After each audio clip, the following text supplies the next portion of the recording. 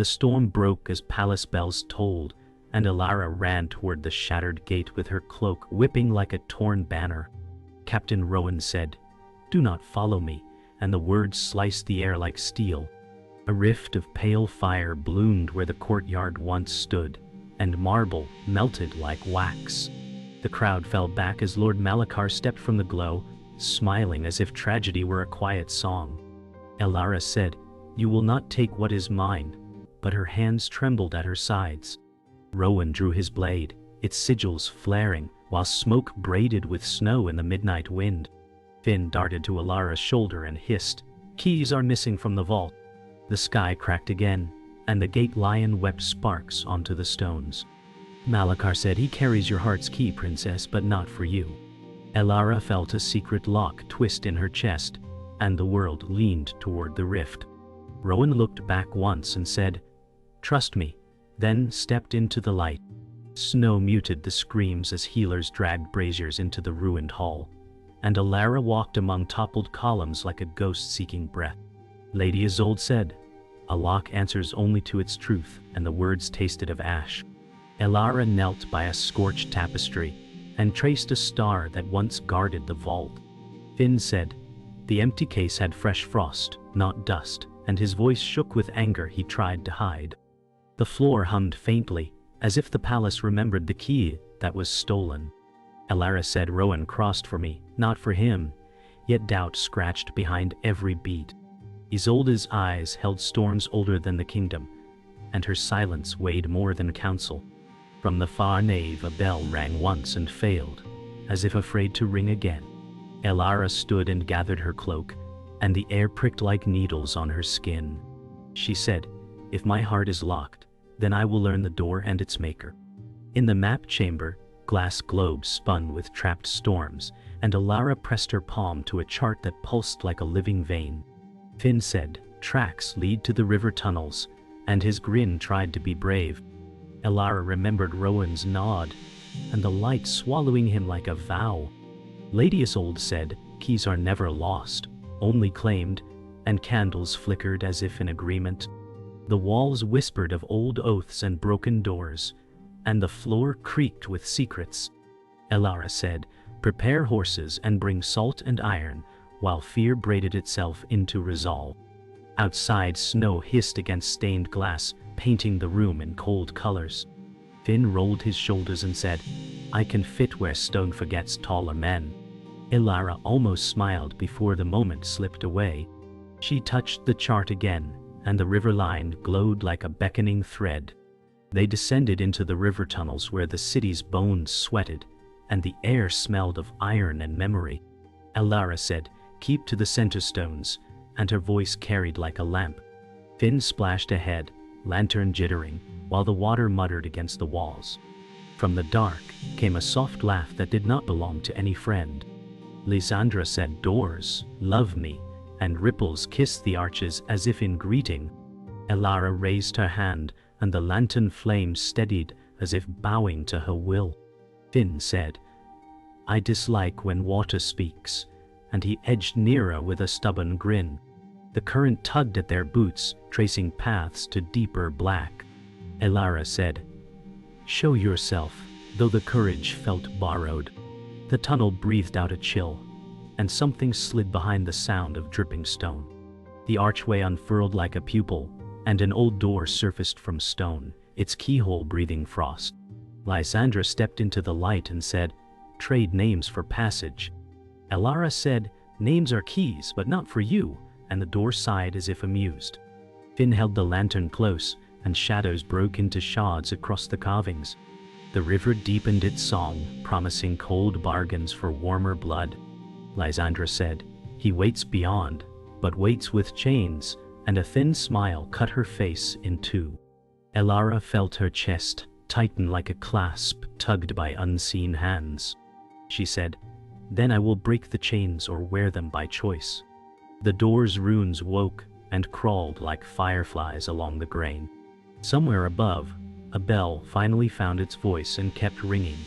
The door inhaled frost and opened onto a cavern where the river fell like chains of glass. Elara stepped through, and steadied her breath as echoes braided. Finn said, "I will mark our way," and scratched arrows into damp stone.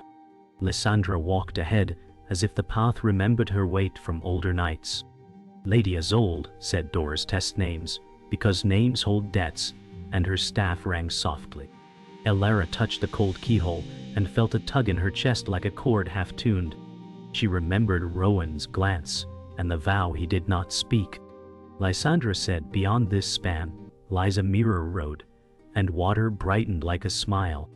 Finn said, "If it mirrors, it lies," and lifted the lantern higher. Elara said, "Truth is the only map that burns," and the cavern wind answered with a chill. They crossed a bone-white bridge where runes crawled like waking moths. The mirror road unfurled as black water, and each step threw back a second Elara with steadier eyes. Isolde said, "Do not greet your reflection," and her warning hung like incense. Finn tested a stone and watched his shadow nod in a different rhythm. Lysandra said, "Mirrors flatter then feed," and a ripple traced her smile. Elara said Rowan would cut through, not circle, and she chose the darker bend. The air grew colder, tasting of tin and rain before a storm breaks. Malakar's voice drifted like perfume, saying, "Keys wander when hearts do." Elara steadied, and the echo died as if embarrassed by its fear. Finn said, "He wants us to look down, not forward," and he faced the far arch. Isolde's staff struck thrice, and the reflections blinked away like frightened birds. The road became stone again, and the water hushed. They reached a chamber of hanging keys, where wind chimed in a language older than the crown. Elara said, "None are mine, though a few glowed like remembered summers." Finn leaped for a low ring and missed by a laughing inch. Isolde said, "Choose by cost, not by shine," and the chimes settled into a slower hymn. Lysandra touched a rusted shard that bled light across her palm. Elara said, "The heart's key is not metal," and the room dimmed as if it listened. A single iron note fell and split upon the floor like rain on slate. Finn said, "Then what do we steal, if not steal?" And he shrugged at his own joke. Elara closed her eyes and felt the clasp pull tight under her ribs. The chimes answered her pulse and pointed to a shadowed niche. There lay a keyhole cut into air, waiting like a held breath. The air keyhole widened as Elara stepped toward it, and warmth throbbed where fear used to live. Isolde said, "Offer truth, and not the prettied kind," and her voice softened. Elara said, "I locked my heart to survive," and the chamber brightened like dawn behind clouds. Finn said, "We will keep watch," and squared his narrow shoulders. Lysandra watched the light move across Elara's face as if measuring a price. Elara said, "I choose trust and its wounds," and a silver thread unwound from her palm. The thread drifted into the cut air and twisted until a key shape formed. Malakar's whisper returned, saying, "Trust me and keep your cage beautiful." Elara said, "No," and the new key burned the word into the wind. The keyhole drank the light and clicked like a heartbeat finding its rhythm. A hidden door slid open to night air and snow. They emerged onto a ledge above the river's mouth where the city lamps trembled like fallen constellations. Finn said, "Tracks split, one toward the docks and one toward the old observatory." Isolde said, "Stars remember oaths better than sailors," and her breath smoked.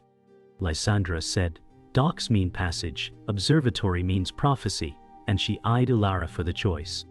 Elara remembered Rowan vanishing into light and felt the world tilt toward the higher path. She said, "We climb?" and the wind agreed with a hard shove. Far below, a horn answered with a note that tasted of iron and wine. Finn said, "I hate stairs that pretend to be mountains," but he smiled anyway. Isolde touched the cliff and murmured a blessing older than the road. Elara set her hand to cold stone and led them upward toward the waiting dome. The observatory loomed like a crown of bone above the cliffs, and Elara felt the wind taste her resolve. Finn said, "Doors here open for math and for blood." Lady Isolde answered, "And for vows you cannot unmake." The dome sighed as gears woke, and frost lifted from brass like pale breath. Lysandra said, "Knowledge is a weapon that smiles while it cuts." Elara set her palm to the star table, and constellations spilled like quicksilver. She said, "Show me where Rowan fell from the world," and the sky answered with a scar. The lines tightened into a root that vanished into blankness. Finn whispered, "That is not a map. That is a wound." Isolde traced the edge and said, "Wounds teach faster than books." The dome rotated, and a narrow stair revealed a sealed hatch. Elara said, "Then we descend into the wound and stitch it or bleed." They entered the underdome where lenses hung like frozen moons, and dust fell in shy spirals. Elara said, "This place remembers more than men do," and the floor answered with a groan. Finn found boot prints etched in frost that matched Rowan's stride. He said he was here, and he ran toward the east vault. Isolde murmured a word, and the air settled as if soothed. Lysandra said, "Running can be loyal if the knife behind you is love." Elara felt heat bloom under her ribs, bright and frightened. The vault door showed a keyhole shaped like a question. She said, "I will not be questioned by iron," and pressed her palm to it. The lock drank her warmth and clicked with a patient hunger. Finn said, "We are either brave or already wrong," and grinned thinly. The door slid aside, and silence crouched beyond like a cat. The vault held a pendulum of black glass that swung without wind, counting a time that hurt to hear. Malakar's voice poured from the shadows and said, "He carries your key because he carries your fear." Elara did not turn because prey turns. She said, "Fear learns faster than pride," and stepped toward the pendulum. Finn flanked left with a hunter's grace he pretended was luck. Isolde said, "Guard your names," and laid a thin circle of light around their feet. Lysandra vanished between pillars with the ease of ink in water. The pendulum flashed an image of Rowan walking through a sea of light. Elara reached, and the air bit like ice. Malakar said, "Your heart is safer in my hand." She answered, "Hands break," and the pendulum cracked like thunder under her touch. The crack became a door of light, and a corridor unfurled like silk soaked in storm. Finn said, "I will scout," and slipped into the bright with a breath held like a coin. Isolde said, "Do not spend him cheaply," and her eyes were softer than her words. Lysandra returned with a coil of wire and said, "Corridors love snares." Elara stepped after Finn, and heat rolled over her like summer saved for a cruel day. The corridor opened onto a balcony that held the city as if in a trembling hand. Finn said, "Tracks end here," and pointed to soot and a scuff. Malakar stood across the gap on a twin balcony and bowed as if to a waltz. He said, "Trade the key for the man." Elara said, "I trade nothing I have not named," and the light flickered like doubt. Wind clawed the gap, and the city bells shook as if teeth clicked. Malakar said, "You locked your heart to escape choice, not danger." Elara felt the old shame prick, and then it passed like a bad hymn. She said, "Choice is the door that hates my hesitation," and raised her palm. Isolde whispered, "Anchor the breath," and the balcony stones steadied. Finn said, "Say the name you trust," and his grin finally looked like courage. Lysandra flicked her wire, and hooks kissed the twin rail. Elara said, "Rowan," and the pendulum door behind them sang like struck glass. From the far balcony, a figure moved, coat lit by cold fire, and did not call her name. Malakar smiled and said, "Keys wander when hearts do." Elara gathered the light and stepped onto the wire. Snow hammered the wire, but Elara's steps burned brighter with each sway. Finn said, "If you fall, I fall," and tightened his grip on the line. Lysandra whispered, "Balance is a liar's game," and her eyes shone like knives. Malakar watched from the far balcony, calm as a king with a rigged deck. Elara said, "I fall for no one's script," and the light under her palm steadied the storm. Isolde raised her staff, weaving runes into the air, and the wire glowed faintly gold. The bells above them broke in half, their metal tiers striking the roofs below. Elara's heart thrummed, and she felt the unseen lock tug at Rowan's memory. Malachar said, "Come claim him, princess, but lose yourself on the crossing." Elara answered, "I cross for truth, not for you," and stepped forward, fearless.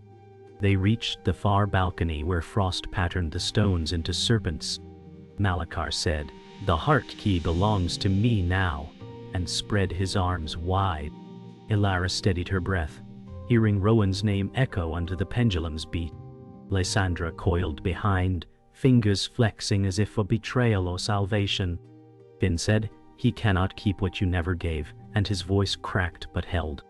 Malachar's smile sharpened. He said, "She gave me fear, and fear is forever." Elara raised her hand, and the glyphs along her wrist flared with silver fire. Isolde whispered, "Careful, child, silver burns both ways." The air thickened, tasting of copper and storm. Malachar snapped his fingers, and shadows lunged from the stone. Elara said, "Then I burn what is mine to keep," and light answered with a roar. Shadows leapt like wolves, jaws of smoke snapping at the circle of light. Finn cut through one, though his blade passed like water. He said, "They bleed nothing," and his panic trembled at the edges. Isolde pressed her staff down, summoning wards that crackled like lightning nets. Lysandra darted into the dark blades whispering, her smile unreadable. Malachar said, "All cages look the same in the dark." Elara's chest burned as the clasp pulled tighter, and she cried, "Rowan, hear me." A faint echo answered, Rowan's voice blurred but alive. Malachar's eyes flinched, a crack in his mask. Elara said, "The key is not yours, not ever," and her fire cut a path through the swarm. Finn shouted, "Then run, because the dark wants us dead," and the stones split under their boots. The balcony cracked, and stone rained into the abyss. Elara dragged Finn close as the wards faltered. Isolde shouted, "Step through before the bridge dies," and pushed light into the collapsing arch. Lysandra appeared at Elara's side, bloodied but grinning like a fox. She said, "Freedom always costs more than you think." Malachar laughed, his voice blending with the storm. He said, "Every crossing makes you weaker." Elara answered, "Every crossing makes me real," and leapt onto the glowing arch. Finn clung to her cloak, eyes shut, trusting blind. Isolde followed with steady steps, her staff sparking against the stone. Behind them, Malachar raised a storm wall of shadow. Elara said, "Then I will meet you in light," and pushed forward through the breaking path. They burst into a cavern where fire met ice, molten rivers threading through frozen spires. Elara staggered, the key's weight pressing harder against her chest. Finn said, "We ran into hell to dodge a storm," and forced a laugh. Isolde said, "This is not hell, it is a forge." Lysandra whispered, "Forged hearts break slower," and touched the frost with reverence. The spires trembled, and from their roots came a familiar silhouette. Rowan stepped into the half-light, coat torn, eyes burning like coal. Elara's breath caught, and her hand rose as if by instinct. Malachar's voice followed, "The key walks with him now, not you." Rowan's gaze flickered with pain, recognition, and silence. Elara said, "Then let my heart answer him," though fear shook her bones. The forge roared, waiting for the first strike. The cavern pulsed as if it had veins, light and shadow warring on the walls. Rowan stood within the clash, his coat frayed, his eyes darkened with secrets. Elara whispered, "You crossed the rift for me," and her words trembled. Rowan said, "I crossed for the key, not for you," and the sound of it cracked her chest. Finn said, "He lies, I know his face," but doubt clawed the corners of his voice. Malachar's laughter echoed, rich and cruel. He said, "Keys follow their true owners, princess." Isolde raised her staff and said, "Truth burns sharper than betrayal." Elara steadied, though her heart felt split like glass under hammer. She said, "Then truth will choose me," and her glyphs ignited with silver flame. Rowan's eyes flickered, torn between loyalty and chains unseen. The cavern roared, and the forge awakened. The forge floor split, revealing a pit of shifting mirrors. Lysandra said, "Here secrets strip their masks," and her tone was half reverence, half threat. Finn knelt, seeing himself older and broken in the glass, and shuddered. Elara faced her reflection and saw herself crowned in ice, her heart locked away forever.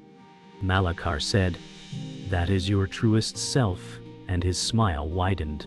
Rowan staggered, his mirror showing him chained to Elara's heart, key in his hand, blood on his lips. He whispered, "This is not me," but the mirror did not yield. "Isolde," said mirrors, "show what we fear, not what we are." Elara lifted her chin and said, "I choose the heart, not the mask." The reflection cracked, shattering into sparks that burned into the cavern air. The pit closed, groaning like a beast denied its meal. The ice spires cracked, and steam hissed as fire licked their edges. Malachar stepped forward and said, "The bond was written before you breathed." Elara said, "Then I will rewrite it," and silver fire circled her wrists. Rowan's voice shook. "I am bound, Elara, bound to hold what destroys you." Finn said, "Chains break. I've seen worse iron snap." Lysandra circled, watching Rowan as though weighing profit. "Isolde," said Choice, "always tears deeper than chains." Rowan's hand lifted, a key of black flame rising from his palm. Elara's heart screamed, the clasp inside twisting to match its shape. Malachar's eyes gleamed with triumph.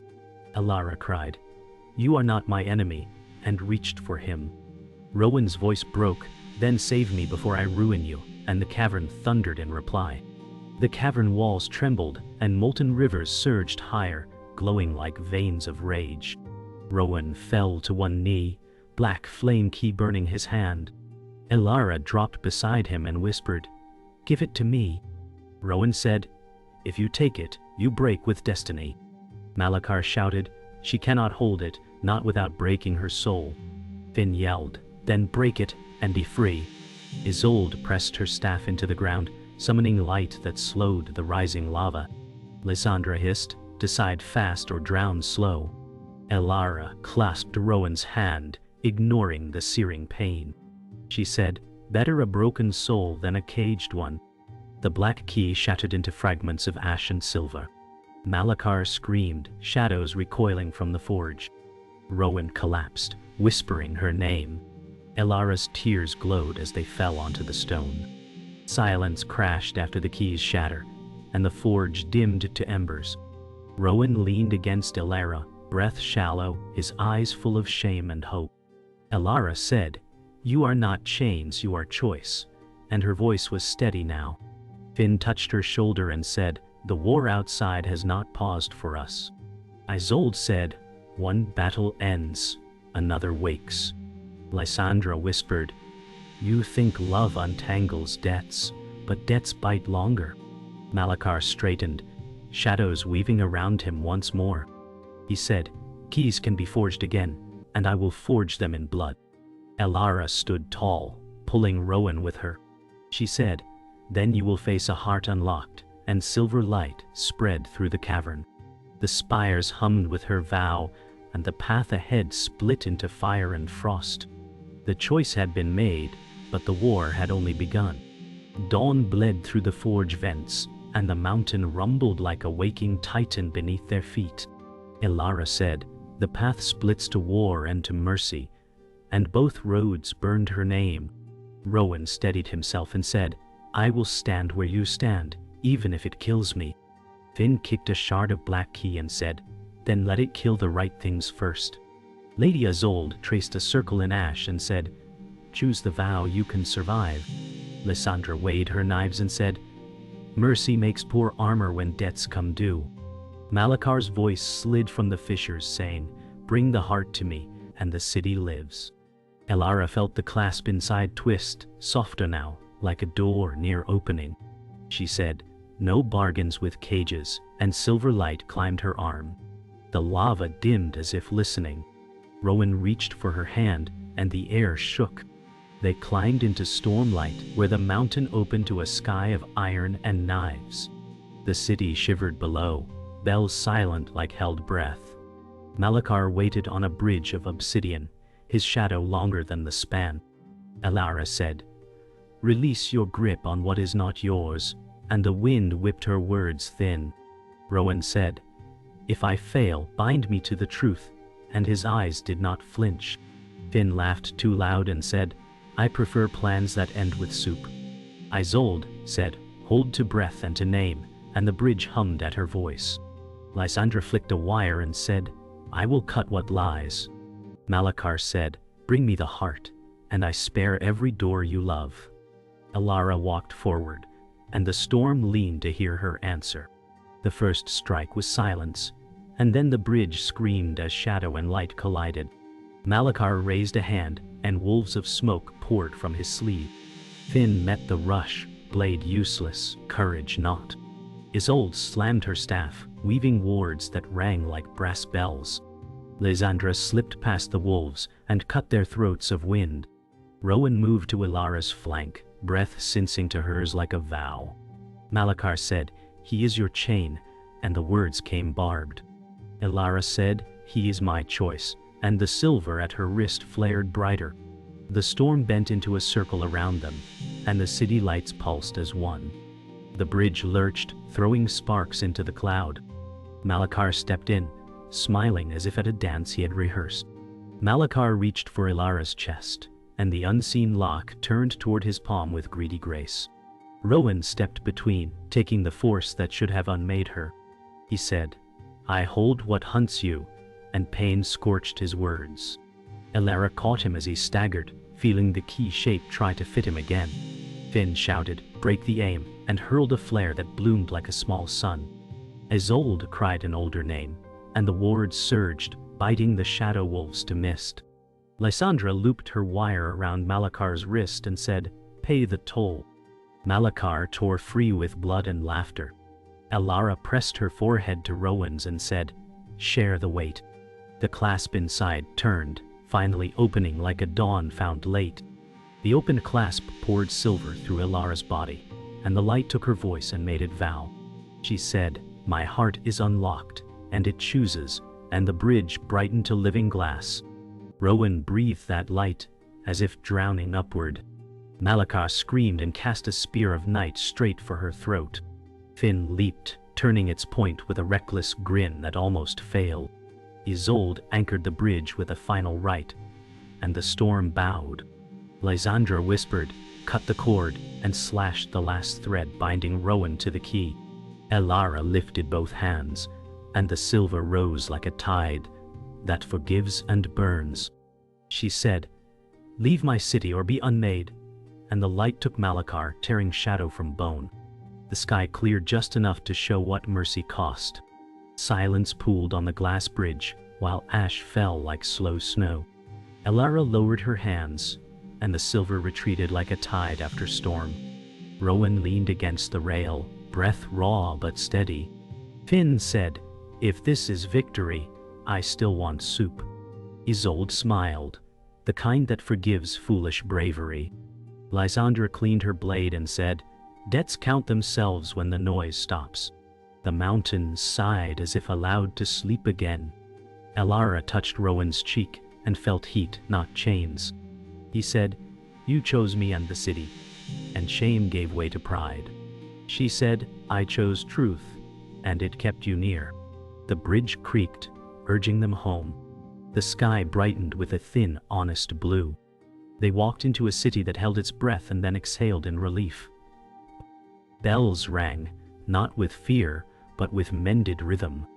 Children stared at the glass bridge, then at Elara's quiet light. Finn said, "Tell the cooks I lived," and laughter tripped after him. Isolde said, "Let healing be the loudest magic today." Lysandra watched the rooftops for shadows that did not return. Rowan said, "Your people needed a heart, not a crown," and the words landed softly. Elara took his hand in the open and did not flinch from eyes. She said, "A heart serves better when seen." The courtyards filled with braziers and broth, and grief found places to sit. The city began to hum again, less broken, more awake. Night returned with a gentler cold, and the observatory breathed warm brass. Elara stood at the star table where wounds once masqueraded as maps. Rowan said, "The bond is severed, but scars keep speaking." She said, "Scars are lines we can read without fear now." Finn rolled a globe and said, "Read me a future with fewer cliffs." Isolde answered, "Cliffs teach what plain roads forget." Lysandra leaned in the arch and said, "Plain roads hide thieves." Elara faced Rowan and let her guard be human, not iron. He said, "I love you without keys," and the words were steady. She said, "Then unlock me with trust again and again." The dome opened, and stars wrote their patient approval. At the river tunnels, the door that once breathed frost was quiet at last. Elara placed a palm to the stone and felt only stone. Finn said, "No echoes, no tricks, just honest damp." Isolde traced a final ward and said, "That which served danger now serves rest." Lysandra tossed a coin into the black water and said, "Let it pay what we owe the dark." Rowan stood beside Elara, their silence a gentler music. He said, "If more doors open, we choose which to cross." She said, "Yes, and we choose who we are at the threshold." The water accepted their reflection without hunger. The tunnel wind smelled of earth, not iron. They turned away, lighter than when they came. Snow began again, the kind that hushes rather than hides. On the palace roof, Elara looked over the sleeping city and felt the lock inside become only a memory. Rowan said, "What does an unlocked heart guard now?" She said, "Not a secret, but a promise." Finn arrived with 2 bowls and said, "Soup keeps vows warm." Isolde laughed softly and said, "So does time." Lysandra stepped from a shadow and nodded at the stars. She said, "Leave one door ajar, so luck can find you." Elara kissed Rowan, simple and sure. The bells answered with a gentle note, and the night kept it safe. The story did not end, it breathed.